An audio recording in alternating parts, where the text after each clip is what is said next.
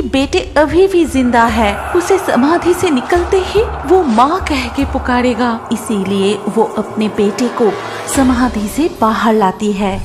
रामचंद्रपुर गांव के एक गरीब परिवार में पलाश और अमर नाम के दो भाई अपनी पत्नियों और बच्चों के साथ रहते थे। पलाश और प्रमिला का एक लौता बेटा गुड्डू, अमर और अर्पिता की 3 साल की बेटी जिसका नाम है पिंकी। वो सभी मिलजुल कर बड़ी सुख और शांति से रहते थे। ऐसे ही एक दिन सुबह से ही बारिश हो रही थी। तभी पिंकी बेटा, ये दूध जल्दी जल्दी पी लो, फिर भैया के साथ खेलने जाना। नहीं माँ, मुझे दूध बिल्कुल अच्छा नहीं लगता, मैं नहीं पीऊंगी। अरे ऐसे कैसे चलेगा? तुम तो मेरी प्यारी बच्ची हो ना, चुपचाप दूध पी लो। इतना कहकर अर्पिता ने पिंकी को दूध पिला दिया। फिर पिंकी खेलने के लिए गुड्डू के कमरे में चली गई। उस वक्त गुड्डू कमरे में कागज की नाव बना रहा था। भैया, ओ भैया, तुम क्या बना रहे हो? बहन, ये देख, मैंने कितनी सुंदर कागज की नाव बनाए हैं। चल, हम आंगन में जमे बारिश के पानी में ये नाव छोड़ते हैं। इतना कहकर दोनों भाई बहन मिलके उसके आंगन में जमा हुआ बारिश के पानी में कागज की नाव चलाने लगे। भैया, यहाँ तो नाव चल ही नहीं रही है। हाँ बहन, यहाँ तो पानी कम है। चल, हमारे घर के पीछे जो तालाब है वहाँ जाते हैं। ये नाव तालाब के पानी में अच्छा तैरेगा। लेकिन भैया, माँ और जिठानी ने देख लिया तो हमें बहुत डांट पड़ेगी। अरे कुछ नहीं होगा, चल ना। इतना कहकर गुड्डू पिंकी को लेकर घर के पीछे वाले तालाब के पास गया और वहाँ पिंकी को किनारे पर रुकने के लिए कह के गुड्डू खुद तालाब के पानी में उतरकर पिंकी से कहा, बहन, तू वही खड़ी रहना, इस तरफ बिल्कुल मत आना, नहीं तो गिर जाएगी। तू ऊपर से ही देख, मैं कैसे तालाब में नाव को छोड़ रहा हूँ। जैसे ही गुड्डू कागज का नाव तालाब के पानी में छोड़ा, अचानक उसका पैर फिसला और वो गहरे पानी में गिर गया। बचाओ, बचाओ, बचाओ, बचाओ। भैया, तुम्हें क्या हो गया? तुम ऐसा क्यों कर रहे हो? जल्दी से बाहर आ जाओ ना भैया, मुझे बहुत डर लग रहा है। भैया बाहर आ जाओ, भैया ऐसा मत करो। धीरे धीरे करके तालाब के पानी में डूबता चला गया। इधर पिंकी अपने भाई को पानी में डूबते देख बहुत डर गई। भैया, कहाँ चले गए तुम? भैया बाहर आ जाओ, बाहर क्यों नहीं आ रहे हो तुम? भैया, मुझे बहुत डर लग रहा है। माँ जिठानी मुझे बहुत डांटेगी। भैया बाहर आ जाओ ना भैया, भैया। पिंकी डर के मारे रोते रोते घर की ओर भाग गई और बिना किसी से कुछ कहे वो घर की एक कोने में जाकर छुप जाती है।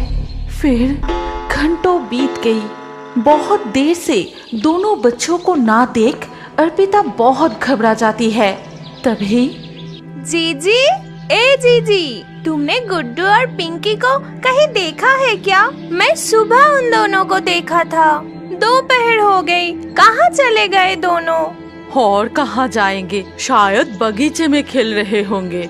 नहीं जीजी, मैंने बगीचे में भी देखा, वहाँ भी नहीं है। इसके बाद दोनों बहू मिलकर घर में गुड्डू और पिंकी को ढूंढने लगी, लेकिन कहीं नहीं मिले। ऐसे ही काफी समय बीत जाता है। पलाश और अमर को खबर मिलते ही वो घर लौट आते हैं। फिर सब कुछ सुनने के बाद वो सब मिलकर गुड्डू और पिंकी को आसपास ढूंढने लगे। फिर एक दुकान पे जाके पूछता है, काका, ओ काका, अपने गुड्डू और पिंकी को देखा क्या? नहीं बेटा, वो तो इधर नहीं आया। भैया देखो, उधर कुछ बच्चे खेल रहे हैं, चलो उनसे जाके पूछते हैं। इसके बाद वो उन बच्चों के पास गए और वो बच्चे उस वक्त टायर से खेल रहे थे। बच्चों, तुम लोग गुड्डू और पिंकी को देखा? नहीं चाचा, वो आज खेलने नहीं आए। पटाई कह रहा था कि उन्होंने कागज की नाव बना के घर के पीछे वाले तालाब में छोड़ने जा रहा था।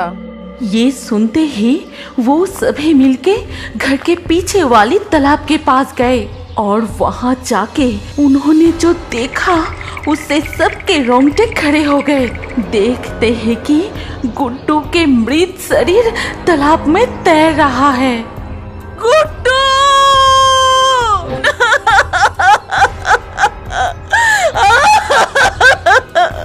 ये क्या हो गया? ये क्या हो गया हमारा? ये क्या हो गया? सभी तालाब के किनारे रो पड़ते हैं। रोने की आवाज सुनकर गांव के लोग भी वहां इकट्ठा हो गए और गुड्डू के शव को तालाब के पानी से बाहर निकलकर आंगन में लिटा दिया।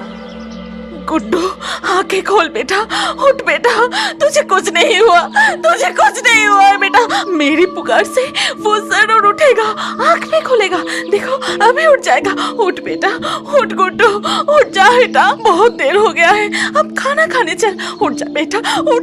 जीजी खुद को संभालो, हमारा गुड्डू अब नहीं रहा, वो कभी भी नहीं उठेगा जीजी। चुप, बिल्कुल चुप, उसे कुछ नहीं हुआ, उसे कुछ नहीं हुआ।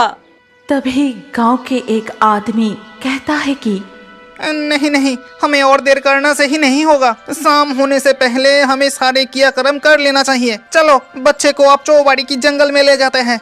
फिर गांव के कुछ लोग मिलके गुड्डू के शव को चौबाड़ी के जंगल में ले जाते हैं। उसे कहाँ ले जा रहे हो? मत ले जाओ, मत ले जाओ, उसे कुछ नहीं हुआ है, कुछ नहीं हुआ है, उसे मत ले जाओ। प्रमिला पागलों की तरह रो रही थी। तभी रोने की आवाज सुनकर पिंकी कमरे से बाहर आई। तुम सब भैया को कहाँ ले जा रहे हो? उसे मत ले जाओ भैया, मैं किसके साथ खेलूंगी, मत ले जाओ भैया को। सभी मिलके चौबाड़ी के जंगल में बच्चे का समाधि देने का क्रियाक्रम संपन्न करते हैं। इस चौबाड़ी के जंगल में सिर्फ बच्चे को ही समाधि देने के लिए लाया जाता है। इधर प्रमिला अपने बेटे के गम में रोते ही रहती है। खाना पीना सब कुछ छोड़कर वो बीमार पड़ गया था। कुछ ही दिनों बाद वो भी इस दुनिया को छोड़कर चली गई। इस घटना के बाद उनका परिवार में दुख का अंधकार छा गया। ऐसे ही एक दिन, तुझे कुछ नहीं हुआ बेटा, तुझे कुछ नहीं हुआ। देख, तेरी माँ अभी तुझे यहाँ से निकलकर फिर से ठीक कर देगी। देख बेटा, तुझे कुछ नहीं हुआ है, देख। ये कहते ही प्रमिला की आत्मा मिट्टी को हटाने लगी। वो सोचती है कि उसकी बेटे अभी भी जिंदा है।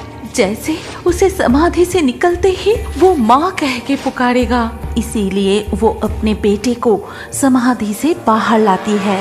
फिर उसे गोद में उठाए प्यार करने लगी, जोर जोर से पुकारने लगी। लेकिन गुड्डू नहीं जागा।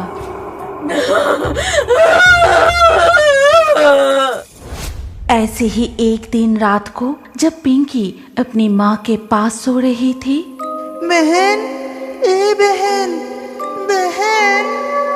भैया तुम आ गए, लेकिन इतने दिनों से तुम कहाँ थे और इस समय तुम कहाँ से आ रहे हो? मैं चौबाड़ी की जंगल में था।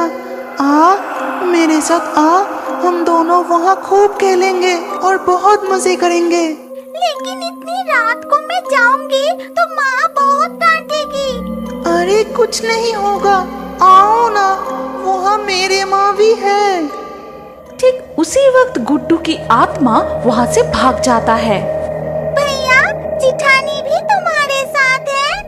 भैया तुम कहाँ गए? भैया, भैया रुक जाओ भैया। पिंकी भी बिस्तर से उठकर गुड्डू के पीछे पीछे जाने लगी। तभी अर्पिता जाग जाती है। पिंकी, ए पिंकी, कहाँ जा रही है तू? इधर आ, इधर आ। माँ, भैया मुझे खेलने के लिए बुला रहा है, चौबाड़ी की जंगल में। पता है वहाँ जिठानी भी है। पिंकी के मुंह से ऐसी बात सुन के अर्पिता बहुत डर जाती है। फिर अपनी बेटी को गले लगा लेती है। कोई नहीं है वहाँ कोई नहीं, तू कहीं नहीं जाएगी, तू हमेशा मेरे पास रहेगी।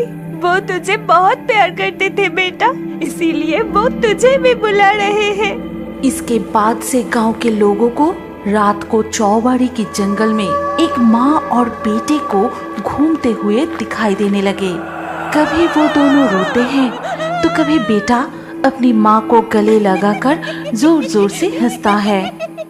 क्या अब बड़े होकर भी कार्टून देखना पसंद करते हैं? तो अपना नाम कमेंट करें।